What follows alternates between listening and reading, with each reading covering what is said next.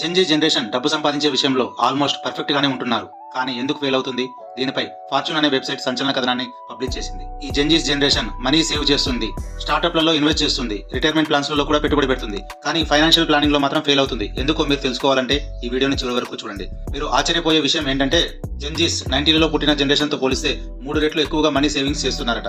40% మంది యువత స్టాక్ మార్కెట్లలో ఇన్వెస్ట్ చేస్తున్నారు. పాత తరంతో పోలిస్తే వీరి సగటు ఆదాయం 19% పెరిగింది. ఇంత చేస్తున్నా కూడా వీరు అప్పుల్లో కూరుకుపోతున్నారట. కారణం పర్సనల్ లోన్స్, క్రెడిట్ కార్డ్స్ ను అవసరం లేకుండా ఎక్కువగా తీసుకోవడం, సరైన ఫైనాన్షియల్ ప్లానింగ్ లేకుండా ఖర్చు పెట్టడం, బై నౌ పే లేటర్ వల్ల తెలియకుండానే అప్పుల్లో కూరుకుపోతున్నారట. ఈ జనరేషన్ 59% ఈ ట్రాప్ లో పడిపోతున్నారట. అందులో 57% జెన్జీస్ ఈఎంఐలను సరైన టైంకి కట్టలేకపోతున్నారట. గతంతో పోలిస్తే ఇళ్ల ధరలు 5 రెట్లు పెరగడం కూడా ఒక కారణమట. జెన్జీస్ కి మొదట ఈజీగా అనిపించింది, తర్వాత కాస్ట్లీ మిస్టేక్ అవుతుంది. అంతేకాకుండా వీళ్ళు క్విక్ మనీ ట్రాప్ లో పడుతున్నారట. 79% Gen Zs YouTube, tick talk, Instagram వీడియోలు చూసి తొందరగా డబ్బు సంపాదించాలని తప్పుడు నిర్ణయాలు తీసుకుంటున్నారట.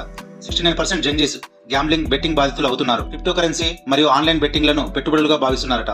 డైలీ లైఫ్ ని టెక్నాలజీ ఈజీ చేస్తుంది, కానీ స్మార్ట్ డిసిషన్స్ ఇవ్వదు. డబ్బును పొదుపు చేయడంలో జెన్జీస్ ముందున్నప్పటికీ తప్పుడు ఆర్థిక నిర్ణయాల వల్ల నష్టపోతున్నారు. జెన్జీస్ కి షార్ట్ కట్ పద్ధతులు కాకుండా శాశ్వతమైన ఫైనాన్షియల్ ప్లానింగ్ ఎంతో అవసరమని చెబుతుంది ఈ ఫార్చ్యూన్ వెబ్సైట్ కథనం. ఇలాంటి ఆసక్తికర విషయాల కోసం తెలుగు ఫ్యాక్ట్స్ ఛానల్ ని సబ్స్క్రైబ్ చేసుకోండి.